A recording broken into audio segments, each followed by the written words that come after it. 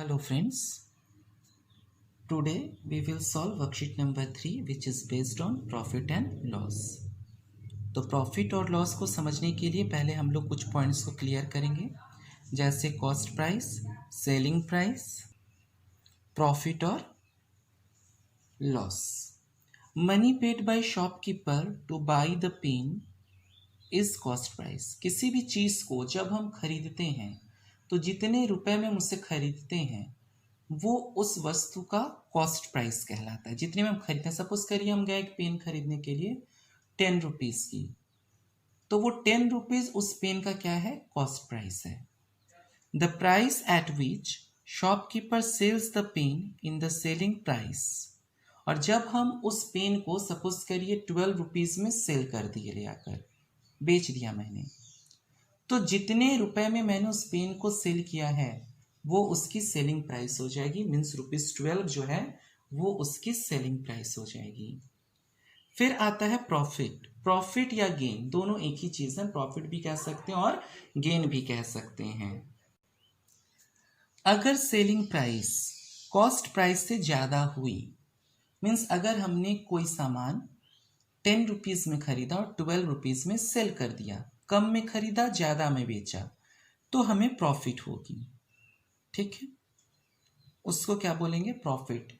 कितनी प्रॉफिट हुई, 10 रुपीज़ का खरीदे थे हम लोग और 12 रुपीज़ में सेल कर दिया, तो उसकी सपोज करिए कि सेलिंग प्राइस जो है यहाँ पे इस एग्जाम के हिसाब से 15 और कॉस्ट प्राइस 10, देन प्रॉफिट हो जाएगी 5 रुपीज़. ठीक है. इसी तरह से लॉस. लॉस कब होगा, जब हम ज़्यादा में खरीदते हैं और कम दाम में बेचना होता है. सपोज करिए किसी ने बनाना खरीदा 1 दर्जन 20 रुपए में, ठीक है, किसी ने, और उसके बाद सपोज करिए कुछ दिन तक न बिकने की वजह से उसके जो केले हैं वो कुछ खराब हो गए. अब कोशिश करता है वो कि उसको 18 रुपए में ही वो बेच दे. मीन्स जो कॉस्ट प्राइस थी वो ₹20 और सेलिंग प्राइस जो हुई वो ₹18. तो फिर इसको लॉस होगा. कितने रुपीज़ का लॉस होगा, दैट इज ₹2. तो selling price, cost price, profit और लॉस, इन सब का कॉन्सेप्ट क्लियर. ऑलरेडी हम लोग इसको 5th स्टैंडर्ड में भी पढ़ चुके हैं. अब इस पर बेस्ड हम लोग वर्कशीट नंबर 3 करेंगे. फाइंड गेन और लॉस परसेंट. ठीक है, गेन और लॉस परसेंट के लिए जरूरी है कि हम सबसे पहले गेन या लॉस को फाइंड करें. तो देखिए सेलिंग प्राइस है 1080 और कॉस्ट प्राइस है 900. ओके, तो हम क्या देखते हैं कि SP is selling price is greater than cost price. ठीक है, और जब सेलिंग प्राइस कॉस्ट प्राइस से ज्यादा होगी तो इसका मतलब प्रॉफिट होगा. ठीक, प्रॉफिट फाइंड करेंगे. Profit is equal to selling price minus cost price, means ₹1018 minus 900 equal to ₹180. ठीक, लेकिन प्रॉफिट या लॉस नहीं पूछ रहा है, परसेंट पूछ रहा है. Then profit percent is equal to, formula apply करेंगे. क्या होगा formula, profit by CP into 100. Profit कितना आ गया आपका 1080. कॉस्ट प्राइस कितनी है 900 मल्टीप्लाई 100. 1020 कैंसिल. अब 9 से 180 को डिवाइड करेंगे तो 9 2 ज़ा 18 एंड 0, 20% का उसको प्रॉफिट हुआ. Okay, now next question. CP 2400, selling price is 2250. इस केस में हम क्या देखते हैं, CP is greater than SP. अगर CP ग्रेटर है मीन्स कॉस्ट प्राइस ज़्यादा है तो यहाँ पे लॉस होगा. Then loss is equal to CP minus SP. CP कितना हो गया 2400 माइनस 2250 इक्वल टू 150. ओके, अब लॉस पता चल गया तो लॉस परसेंट फाइंड करेंगे। Loss by CP into 100। Loss कितना है 150, सीपी 2400 मल्टीप्लाई 100। 1020 कैंसिल, 3 5 15 0, 3 8 24। 8 से जब डिवाइड करेंगे इसको 6.25% आ जाएगा। ठीक है, इसको हम लोग डेसिमल फॉर्म में लिख सकते हैं। नाउ इसी तरह से आप लोग क्वेश्चन नंबर सी करेंगे, डी पार्ट भी इसी तरह से करेंगे आप लोग। ठीक है, अब हम लोग क्वेश्चन नंबर 2 के लिए चलेंगे। Question number 2 is a shopkeeper buys 30 chocolate bars at rupees 15 each and sold all of them for rupees 525. Find the profit percent he made. ठीक है, एक शॉपकीपर है जिसने 30 चॉकलेट्स खरीदा है। एक चॉकलेट की कीमत है 15 रुपीज़। फिर इसने पूरे चॉकलेट को 525 रुपीज़ में सेल किया है। बताइए प्रॉफिट परसेंट क्या होगा। तो सबसे पहले तो देखिए बेटा 1 चॉकलेट का दिया है, हम लोग 30 चॉकलेट का कॉस्ट प्राइस निकालेंगे। Okay, then cost price of 13 chocolates is equal to ₹30 into 15,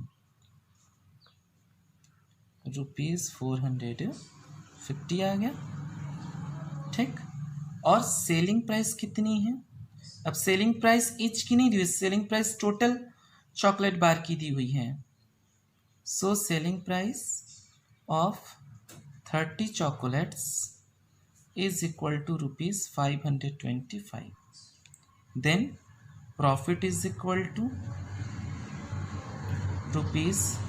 ₹525 minus 450 is equal to ₹75. अब प्रॉफिट परसेंट फाइंड करेंगे हम लोग।